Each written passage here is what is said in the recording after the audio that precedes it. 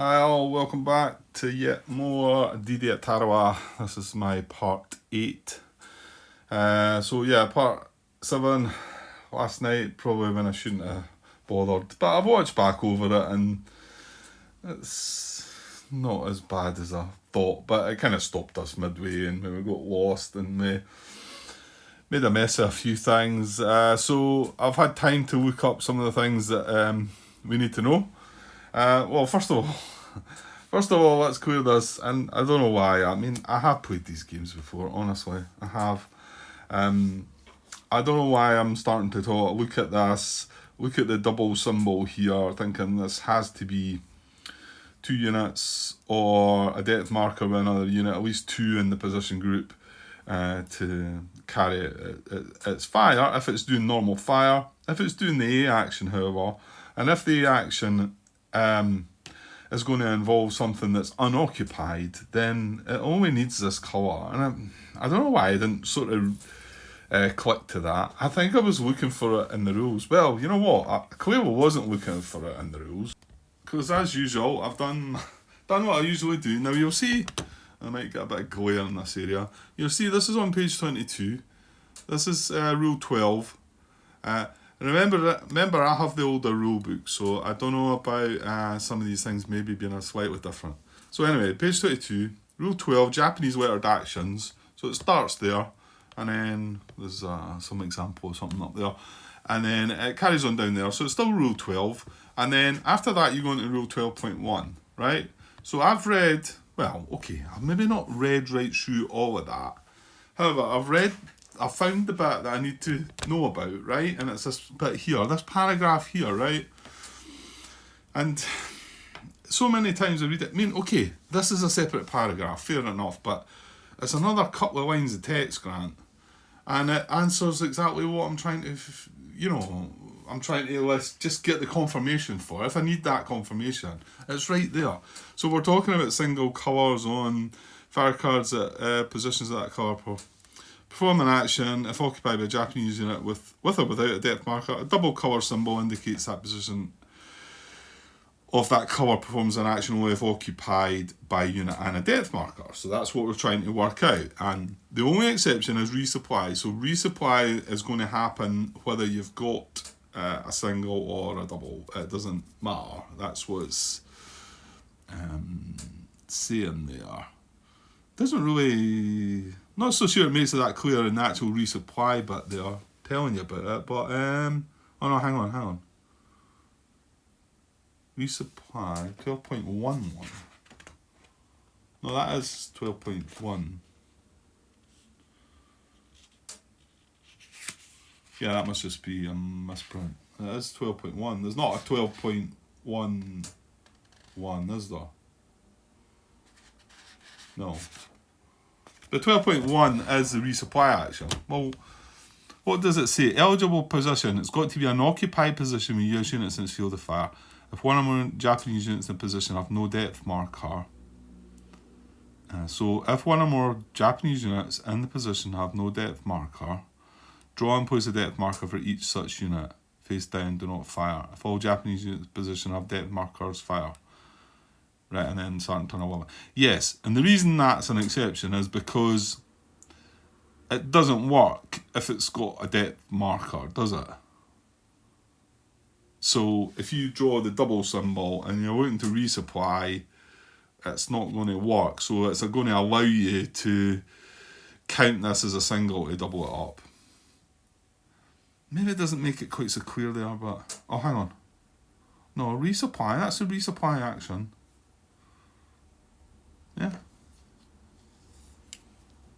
Yeah, okay. I might have a glance at that when the time comes up. But anyway, right. So, but it doesn't, and then it doesn't go on to say about what happens.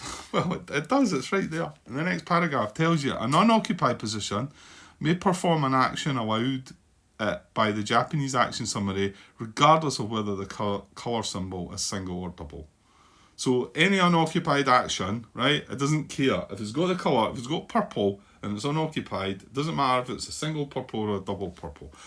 And again, it's just grand. Just read it. So I'll put a couple of comments in the header of that last video. Just, yeah, showing my inability to complete the reading of some rules. It's just happening far too much. Anyway. Okay, so that's that. We've got that sorted at least. Right, now to more important things regarding tank advance. And yes, this is quite a tricky one, and it was regarding the question I had asked Martin quite a few years back, and there's a thread about it. And in fact, my question is regarding his answer to the thread. He since edited his reply slightly because he did eventually ask John Butterfield, and the answer came back kind of with what I thought. I'm not fully able to go into the full details of this because, and it's regarding, I compare it to the redeploy action, I think. I'm trying to find, I copied out my message to him here, but I don't want to go through it all. It's quite a lot and whatever. Why is that? Right, anyway. Yeah, I compare it to redeploy, where redeploy wants to be closer to the unit's position, and that's why I felt like the tank should have been closer to the tank's position. And it turns out that is correct. Yeah, without going deeply into it, let's look at. I mean, if you search for tank advance on the forums,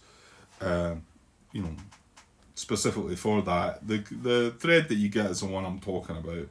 And Matt's asking about how you go about this, because it is worded in a way that could catch you out, I think.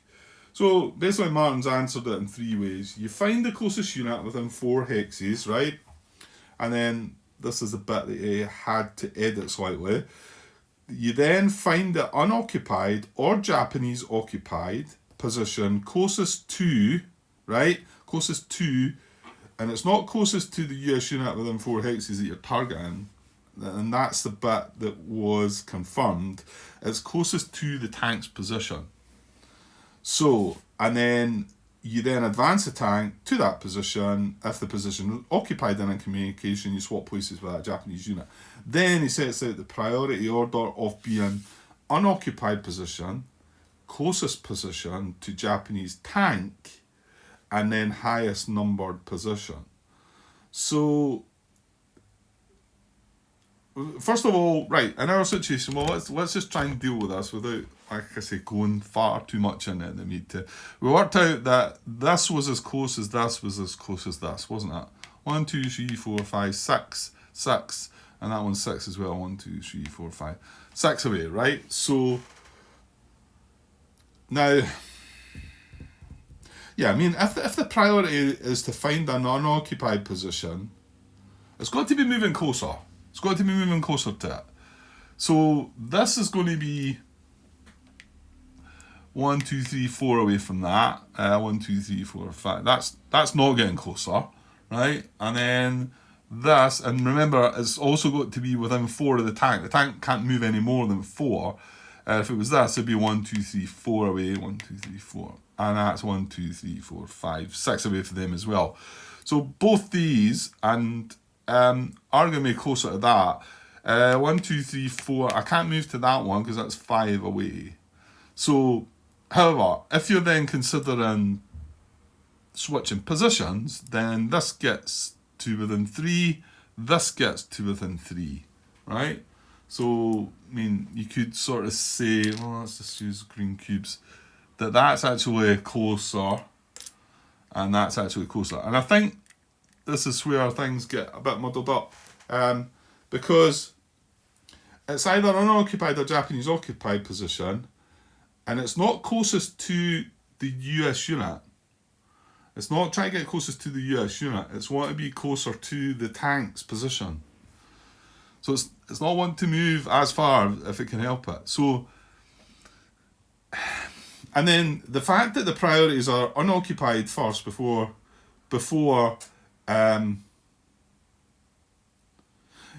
unoccupied before occupied, right? So that takes these away. Although this is closer to this, 1, 2, 3. Well, that's 3 away from the tank. We're not caring about it being closer to this. This one's 3 away, but that's 1, 2, 3, 4 away from the tank. But you see this one here, I think this is going to be the target, isn't it? Because it's closer to the tank. And, well, even compare it between... Look, I think priority-wise, these two can come away because these are occupied positions. We have an unoccupied position that can get closer to our closest target, right? So, to be honest, now we're finished with these guys over this side because these aren't any closer. So, these are the two possibilities, and they both get closer because they're 4 hexes away from that target, and they would start at 6 hexes away, okay? They're both unoccupied, and that's why I've ruled out the occupied ones. And then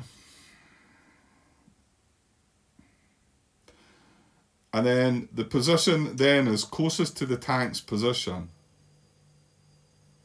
See, he actually says that in his priority as well. I don't want to try and start, well, to be honest, I should, what is it I'm looking for? It's 13, isn't it? Tank stuff, yeah. It's just, I'm dreading the thought of trying to read that bit again. It just, I don't like to try and read that and grasp what it's meaning. Unoccupied. Then the position closest to the tank unit's current position. See, that's within the priorities.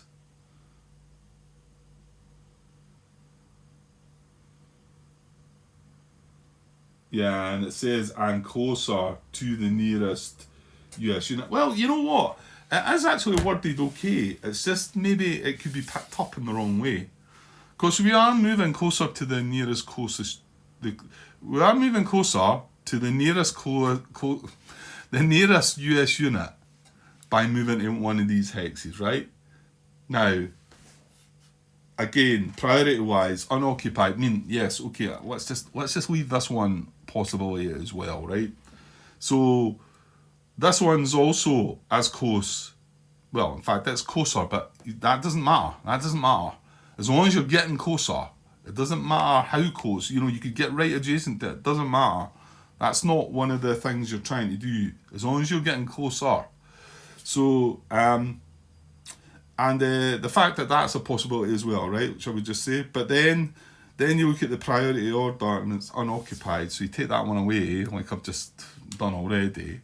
Then you're left with the 2 possible ones. But you're then looking for the next priority is the closest position that's closest to the Japanese tank. And this is 2 hexes away from the Japanese tank, and that's 3 hexes away. So that's where that tank's going to move, I think. Because it's getting closer to that, and it's the one place that... It's getting closer to that. It's an unoccupied hex rather than being occupied. And it's staying as close as that. And in actual fact, that beats that one anyway, because that's closer to that than what that is. But you can see it. Once you've got that down, I suppose once you read day 3 conditions and then read that priority, I might like to write that down in a better way, just so that I've got it completely clear. But I think that's right.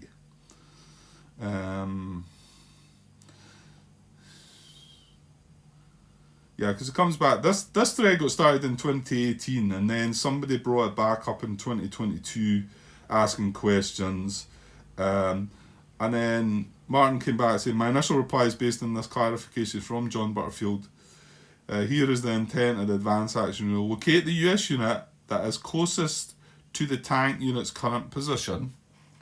Okay, now that could be that one, or that one. Right?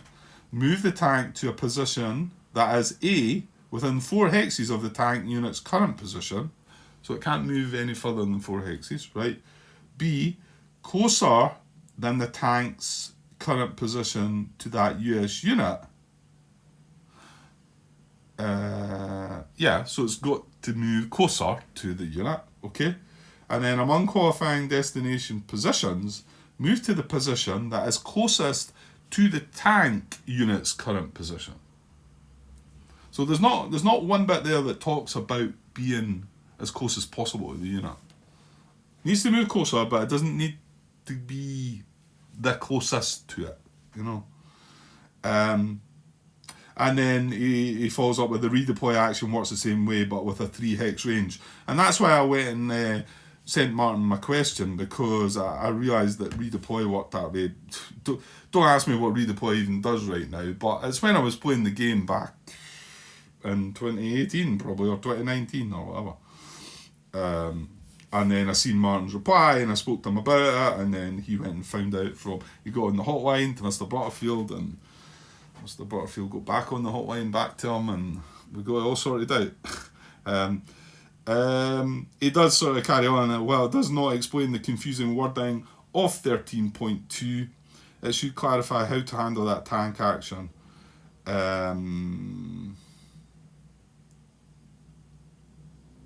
Yeah, okay, and then it goes on about the guy's example. Unfortunately, the guy comes back and notices that John hadn't mentioned anything about the priorities.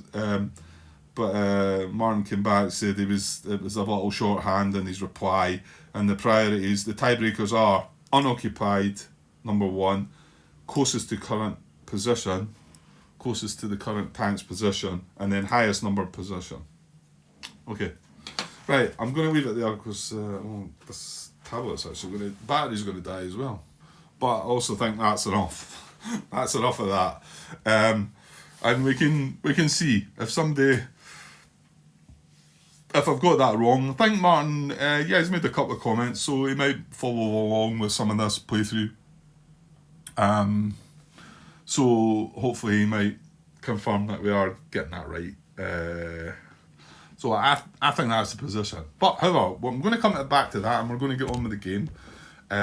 Because I did move along, and I was looking complete at everything. I was trying to do it right, and then forgot about the guy in the water. Which I've done a couple of times now, but I've caught them before we got anywhere that it made a big huge deal. This guy is sitting in brown still. He's brown, green and yellow, and we'll see that brown is on the card, and this brown position here I'm assuming is one of the positions that fires into there. There is a brown coastal position there, but we talked about this before, we've got that one covered, but that one must count as well. I'm assuming they must both fire in, so this one's still firing into the water. So, and unfortunately this guy is a circle, so he's going to take a hit. So L32 as there, so he's taking a hit. Now, the other thing with doing it this way is I shouldn't really need to tilt the units as well, because if I've completed everything here, there might be some little situations where I might do it if there's a lot of things going on, but I think we know that guy's took a hit. Now, he's not disrupted, even though that was unoccupied, unrevealed, but because it's in the water, okay? Right, so then we get along to the tank then. That was the next thing, because we checked all these. These are all fine. None of these are in red, purple, or brown fire. And then we also need to be looking out for any purple that are unoccupied.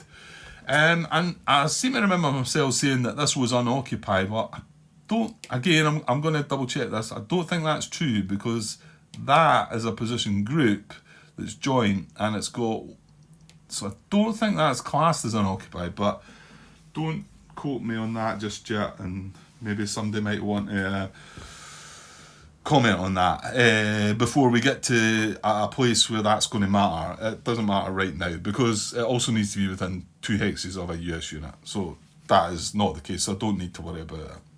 Okay, right, so the tank is in brown. We know he's not got any units in his field of fire.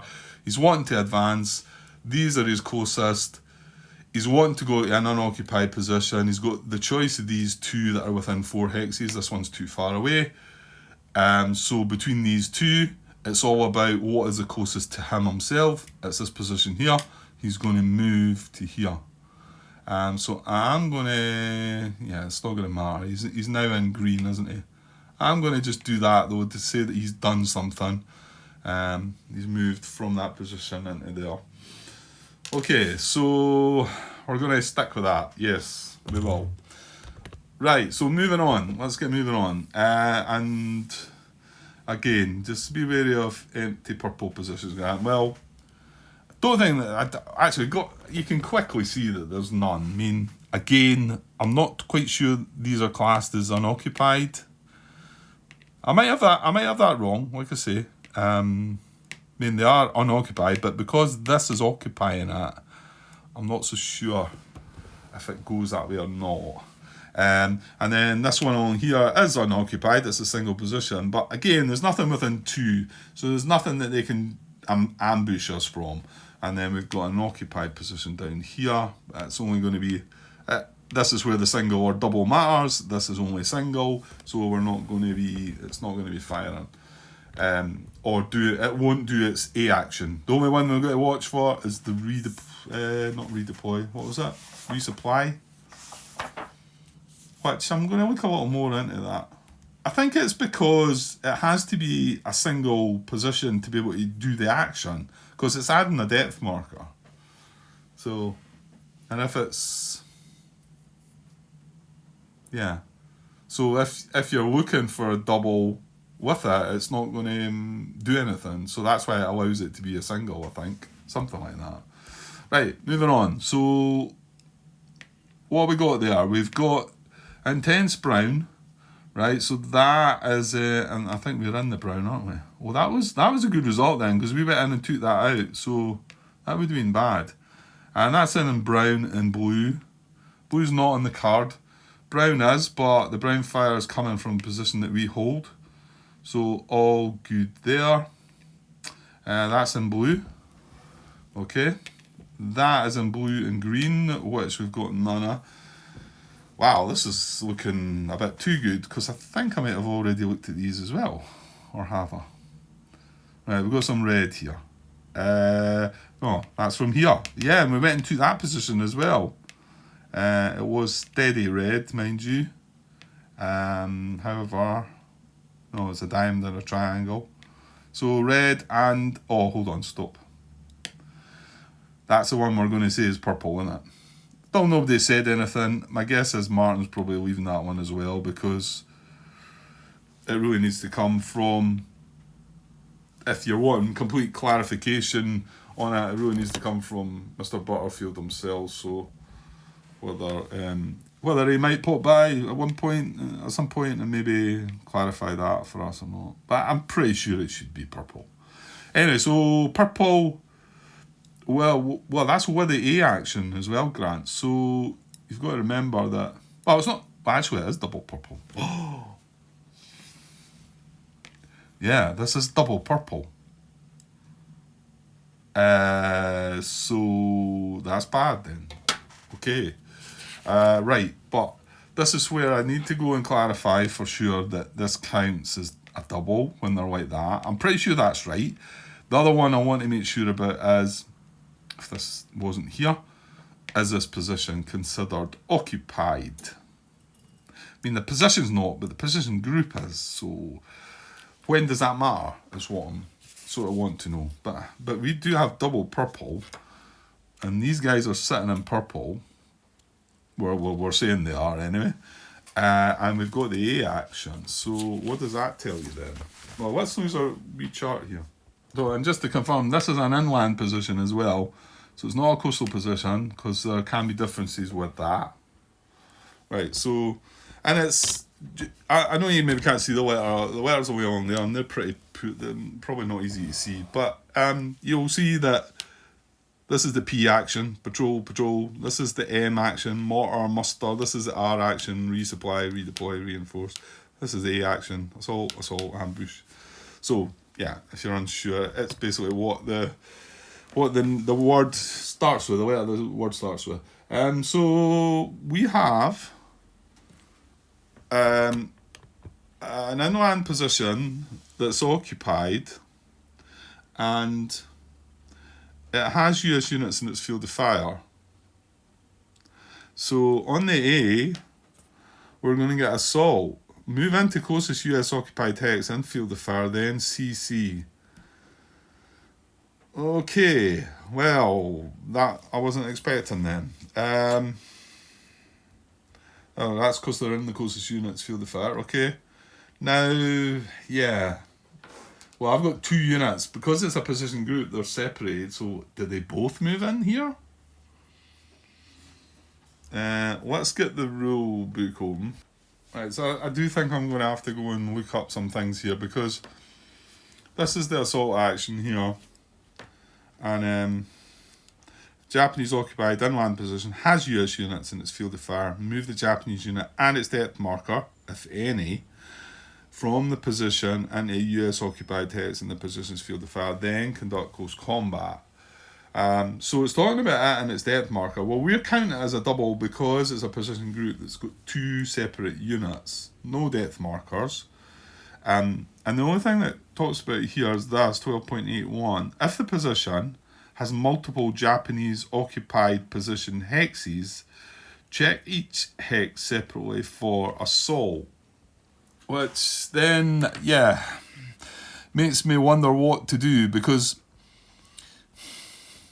we are saying that this purple fire is coming, this position's 2 hexes away. But the thing is, to me, if this guy was disrupted and this guy wanted to fire, and this was a steady purple, that's what we're taking that as, then if he was disrupted, then this unit would still be able to fire. So does that not mean that these can both move in close combat? I don't know.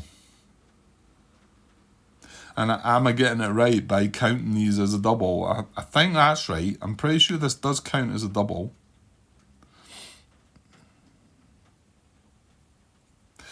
Yeah, we need to know. This has always been a bit of a thing within these games, I think. Position groups. And I want to say, no, I think Omaha had its own stuff like that as well, didn't it? Right, I'm going to go and have a little look. Yeah.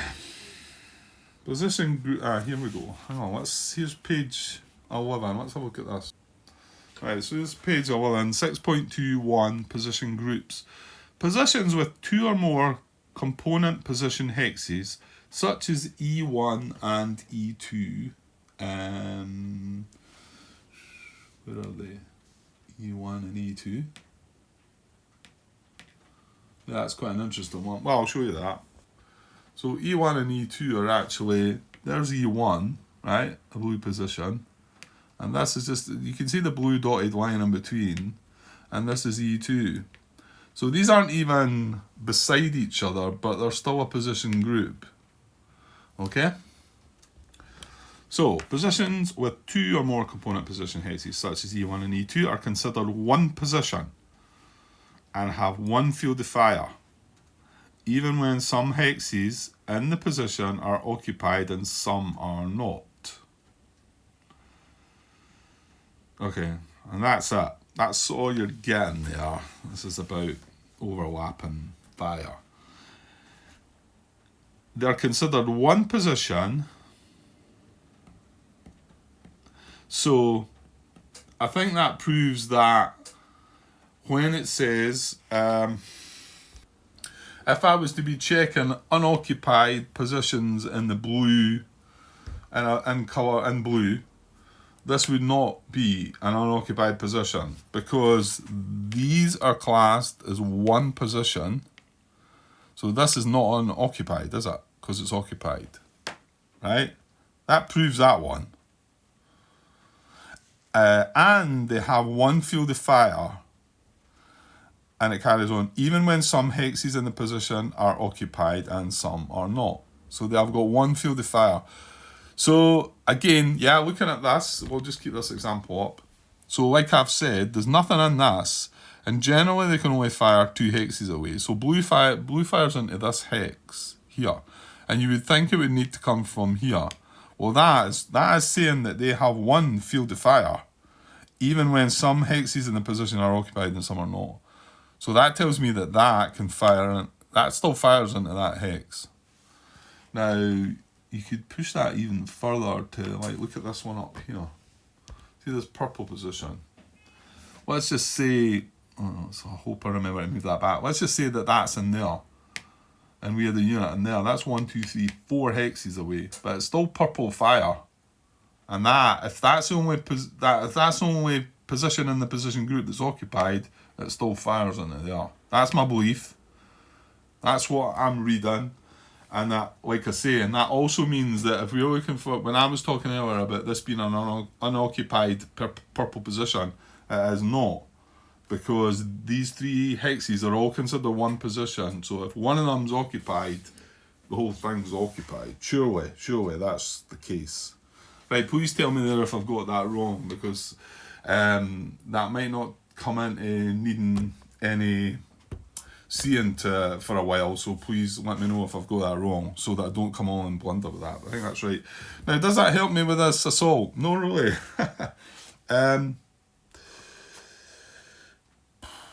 Well, I mean, this is considered one position. Don't they just both come and assault you? I mean, I know it said to deal with them separately. Well, it didn't say that. It said, what was it? Assault action.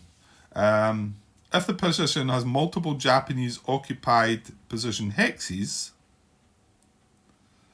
check each hex separately for assault. So, you mean we do two different close combats? Right, there must be something on BGG about that. I'm pretty sure, because that seems a bit tricky. I mean, I don't think it can be two separate ones. I think this is going to assault, and then this is going to assault. I think. Right, let's go and have a look. Right, okay, a bit of a tricky one to find stuff, bit of a minefield. There is a couple of questions out there though, which I thought there would be, that sort of guide me towards knowing where I am, I think. A couple of quite nice questions, but a bit complex to sort of go through. So I'm not going to do that, but what I have, from the reading, my understanding is that both these are going to assault this, but they're going to do it individually. So this one's going to move. Well, actually, that's not true, because I think it was Martin that maybe pointed out, it was David that had asked the question, that within a colour you go from west to east, which is right to left. So it would mean that this one would carry out the assault action first. Now there's talk about a range 3 within it all, but the range 3 only applies if they're trying to move closer. If there's no US units in its field of fire. And I'd be curious to know that, just going to chuck this one in here, just looking back at this situation, if that was there, and let's just say it wasn't a double purple we had in the card, and just a single, and we had a US unit here, that's 1, 2, 3, 4 hexes away, but it's in its field of fire. So couldn't that just move straight in and close combat that? Even though it's 4 hexes away? It's just this talk of being 3 hexes away. I mean, normally the situation would be within 3. But that situation there, because there's 3 in that position group, stretches that to 4. So I'm just curious about that one. Anyway, I just thought I'd throw that in there, if anybody wants to comment. So it does look like these are both within 3, but the within 3 bit is, if they weren't in the field of fire, then they start moving closer. And they could move closer and also close combat while they're moving closer as well. But these are within range of this. This is in its field of fire. It's only that one. It's only that hex. So, yeah, let's get to this then. And they are going to, I mean, even though it says if the position has multiple Japanese occupied position hexes, check each hex separately for assault.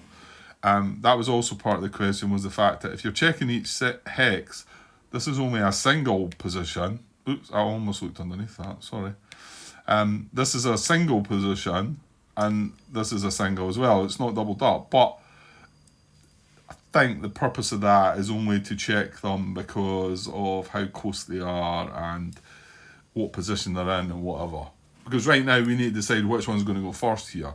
And like Martin says, you go from west to east, which is right to left. Okay?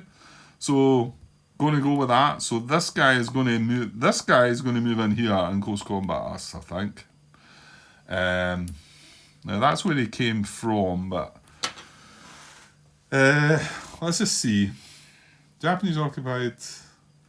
Move the Japanese unit and its depth marker, if any, from the position US occupied hex in the position's field of fire. Then conduct close combat. If more than one US unit is in the position's field of fire. Well, there wasn't. It was only that unit's in purple. These are not. This was, but yeah. And again, this is the one that we're classing the blue as a purple. So yeah, we're going to conduct close combat. And then after that, we're then going to conduct another close combat there. Well, assuming these guys are still alive. So, okay, well, let's get to that then. Yeah, and so we also have to take note that this is a Japanese attack this time. So they're going to get that extra card for that. Got the rule book open there, but I quite like the flip book for that close combat. It's laid out quite nicely. So I'll keep the rule book open, but we'll just put that at the side. So we have to reveal all Japanese units in depth marker. And like I say, I can always see this is the way it's going to go. We do this guy first, and then if there's surviving units, then he's going to do it. If he's not, well, actually, there's a thought. If this gets wiped out, do we then consider this to be having not units in his field of fire and it wanting to assault? Surely you can't do that. You know what I'm saying? At the moment, these have a US unit in their field of fire. So does that get set in stone at the start of this process? So that come the time I'm going to assault with this guy, I don't then say, oh, wait now, he's not got units in his field of fire. I don't think you could do that. That seems not right. And also, it needs to be a double position. We need to go back to the beginning of it wouldn't be a double position anymore, because I don't think that guy's going to go back if he wipes these out. So I'm going to say that would just fizzle, I think. If the Japanese happen to destroy our units in there, I'm going to just assume that this wouldn't do anything. I could have that wrong. Right, let's hope that they don't get wiped out, and well, that'll mean that'll come and attack as well. Right, let's reveal the chat. Remember, these are inlands as well. Oh man, it would be, wouldn't it? It would be a 4 strength. Right, so for us, we are getting we've got 2 steps. We do have the flame shower and the engineer though, so we're getting 3 cards. So it could have been worse. So 3 cards for us, and just keeping these here. He's getting, where are we? He's getting 1 for the unit, and 1 for the depth. There's no depth, so he's getting 1 for the unit. Japanese are attacking. He would get another 1. That's the case. So that's him getting 2. Japanese 4 strength. So yes, so that's him getting 3. He's not got a CC, it's not tank or at night, so he's getting 3 as well. Right, so it's 3 on 3. He's going to get to go first, there's no disruption involved. And now, I need to know what colour we're checking.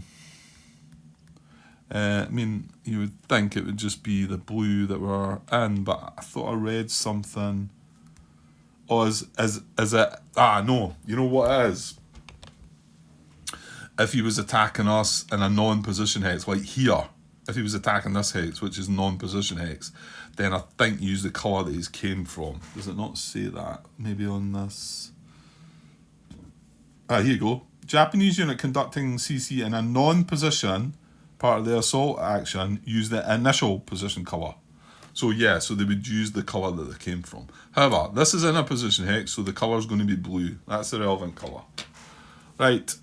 Well, yeah, I think I've probably run out of my luck with the CC as well, so I'm not really holding much hope here.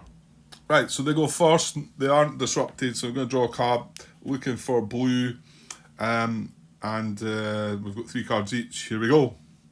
Right, so yes, no event, but it is a hit. So we lose a card. Well, it wasn't blue. CC reinforced, which didn't do anything. And we take a step loss. We're obviously going to take it on this guy.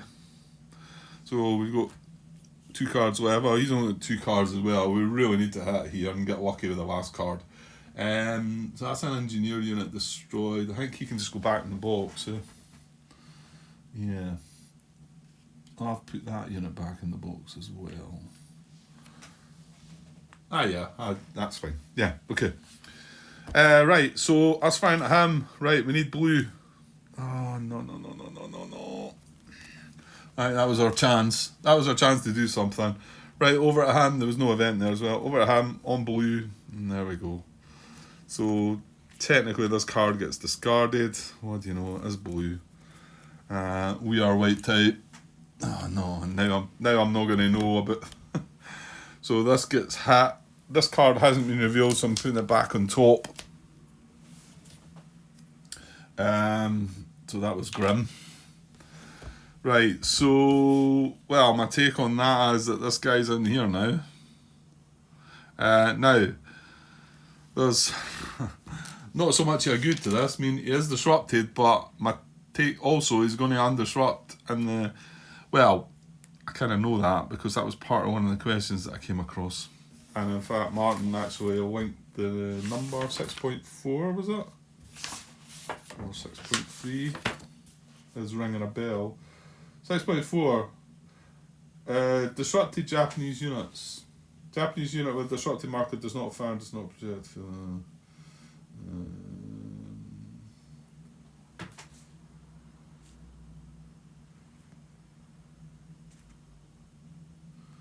Yeah, I mean, it does just say remove disruption from a Japanese unit if its colour appears on the fire card. That does seem a bit off though, doesn't it? I'll maybe go back and have a look at that, but I'm pretty sure that's the link. Oh, was it 6.6? No, there's no 6.6. Feels a bit kind of wrong. He's taken an action. He's became disrupted, and now... Well, hold on here. He's now in a blue position. Blue's not on the card. He's not going to undisrupt. So, okay, I think. Right, well, I'm sort of stuck on what to do with this. I really think that this can't do anything, but obviously part of me does think that, okay, this is still looking at the assault action. It was triggered with the assault action. It's now not got US units in its field of fire. Can it move towards these? And it can move 3 hexes, so it could actually go 1, 2, 3 and come in here and assault this guy. Or this guy, probably not the hero. But I just don't think that would be right. It doesn't feel like that should... Because surely it would be looked at right at the beginning of the actual action. Yeah. I just want to be sure though. Because again, in there, you could read this as 12.81 says, if the position has multiple Japanese occupied position hexes, check each sex separately for assault. So I've checked this one for assault, and he's had units in his field of fire, so he's been able to go and attack and close combat the unit in field of fire. Now we're checking this guy. He has now not got units in his field of fire, so maybe he is entitled to, like, and follow the second part of that, which is if a Japanese occupied inland position has no US units in its field of fire, move the Japanese unit and depth marker to a position hex no more than 3 hexes away from its current position and closest to the nearest US unit. So it'd either be that one or that one. 1, 2, yeah. I'm taking it's going to break it down. The unit may move into an unoccupied or US occupied position hex. Alright, it's got to move to a position hex, Grant. Well, that would be that one then. D11. Oops. So that's not a position hex. And that's not either. Yeah, so it wouldn't. There's not 2 or more eligible, so he would move into there.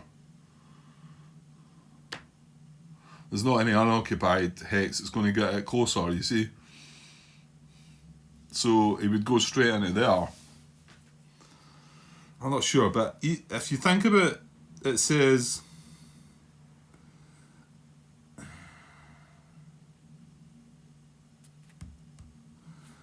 because it says if a Japanese occupied inland position.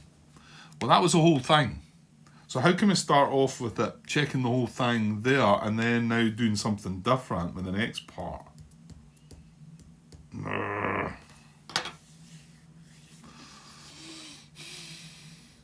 I feel like I want to be sure. Right, I think I'm going to ask a question. Right, I did go and pop a question out there because I don't feel like this should be able to do anything, but you know what? You never know in these games. Generally, the worst case scenario is that what generally happens is it's worse for you, and this will be able to go in close combat. That feels kind of wrong, but I might need to wait a little bit of time and finding out. So if I'm wanting to be sure, to be honest, I'm going to have to go and get something to eat shortly anyway. So I might be able to put this off and just leave this here. Meanwhile, I went back to check on the whole removal of the disruption here. And Martin, it was him that answered the question David had asked.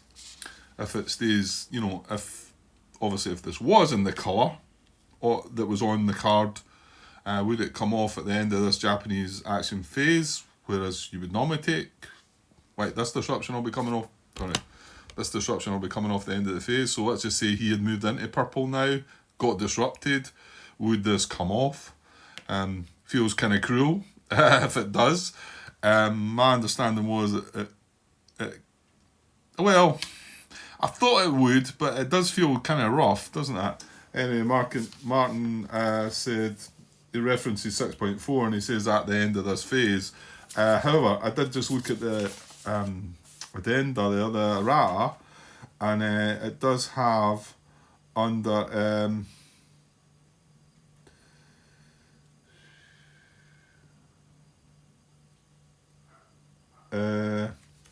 clarification 6.4. There's 2 6.4 clarifications there. First one says a disrupted Japanese unit does project a field of fire for purposes of tracing US communication. I'm guessing that must be referring to a different rule. Anyway, the one that we're talking about, clarification 6.4 clarification. A Japanese unit that becomes disrupted by close combat during the Japanese action phase becomes undisrupted at the end of that phase if in a position hex of a colour shown on the Japanese fire card. So yeah, they get to benefit from that. So if he moved into a position that had one of the 3 colours, he would have been disrupted in close combat and then lose it at the end of the when we're resolving the last part of the card. It's things like that that make me think maybe this guy will be able to close combat this. So let's see if I can move on and finish off this part, which is, I know, it seems like one of these parts that's not done an awful lot, but there was a few things to talk about. So I can I'll take this away because that I believe was right. We're just not sure if that should now be doing any more. Let's move on to the rest of the card and see if I can finish this off before we go. This is sitting in brown and blue. Now brown is there. And the brown symbol is hitting armour, but fortunately, yeah, I had a glance at that one earlier. This is a diamond, or he would have been taking a hit. Now, yeah, now if he had been a circle and the steady fire had been there and that hadn't been the armour symbol, he wouldn't have been hit. But right there, if he had been a circle, he would have been. And that's yeah, that would need the star symbol on it for the chance of that to be hit. So what have we got in here then? Because this is purple, brown, and green. The purple's not going to apply because this one's not a double position. So we can forget about that with the action. However, the brown is firing. So we have a diamond and a triangle. Yeah, I don't think I'd looked at them actually. So we've got away with that one as well. We've got quite lucky over here. Yeah. So yeah, nothing else hitting there. And then like we say, that is an empty purple position that we would consider an ambush if there was a US unit within 2 hexes. That is only one. To my knowledge now, these are not considered empty, unoccupied, because it's all part of a position group and this one is occupying it. So that is something that goes in our favour a little bit. So I think now that tank's in green, so he's not going to do anything else. I think that's it. So the only thing we've got to maybe come back to there is if this guy would be allowed to carry out the second half of the assault action and move. He would move in here and conduct. That would be bad because this guy's disrupted as well, so that's the first thing he's going to be able to get to do. I'm hoping that's not going to be the case. It feels harsh, like. It feels like it should be set at the beginning of as soon as you start the action, it should be set, because this had to be a double position as well.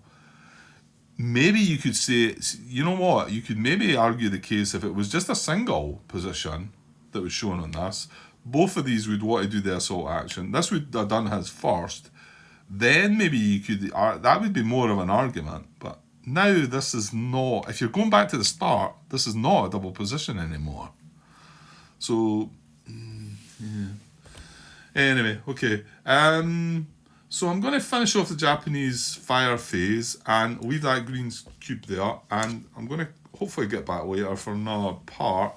But I'll wait and see if I get an answer. If I don't, then I don't know what I'll do. So that guy had moved, so I'm going to move him back around. Now, disruption-wise, well, this is not going to come off anyway.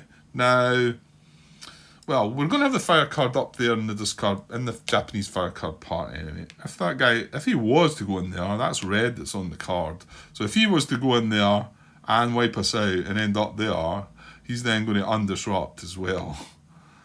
Just to rub salt in their wounds. However, the things that are disrupt, this is not going to undisrupt because it's in blue. This is going to undisrupt because it's in purple. So that's the other tank available now. And we've got, is it green here? Yeah, green here. Green was not on the card, so that's staying disrupted. Which, actually, it doesn't matter because we've got the two guys now, haven't we? Because I think I need the mortar and the bazooka. I need them both, basically. Yeah. Which is kind of annoying because it's like 2 actions, isn't it? Yeah, it's 2 actions, but I mean, it would wipe that guy out, so. But then that leaves you 1 action elsewhere, which isn't great. Okay, so I'll put this card away. There isn't any artillery. It's in the Japanese fire card box anyway. And we can come back and resolve this. Next step will be the US action phase, won't it? Yeah. US action phase is going to be next. But I'm going to just take a pause there. Actually, I could have played on a little more. But I'm going to need to find out about this. I could start it, I suppose, but it's probably a better time to like cut the video now. Well, you could start the video up, Grant, if you want to start a new part. I just once we get along to this part, we're going to have to wait or make a decision for ourselves if the waiting is becoming too long. Okay, I'll leave that for now. This was part 8, I think, wasn't it? Anyway, I would have announced it at the beginning, hopefully correctly. And I'll be back with the next part shortly. Okay, cheers.